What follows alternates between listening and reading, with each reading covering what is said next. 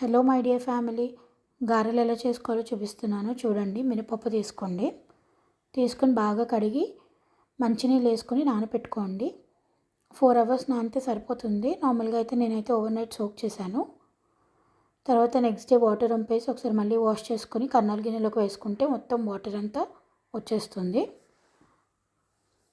మొత్తం వాటర్ అంతా వచ్చేసిన తర్వాత మిక్సీ జార్లో వేసుకొని కొంచెం ఉప్పు వేసుకొని మిక్సీ చేయాలి. సో దట్ ఏంటంటే ఇంకా అప్పుడు వాటర్ వేయక్కర్లేదు. ఉప్పులో ఉన్న తడితనంతో మంచిగా వస్తుంది. లేదంటే కొంచెం గట్టిగా ఉందనుకో కొంచెం వాటర్ వేసుకొని సరిపోతుంది.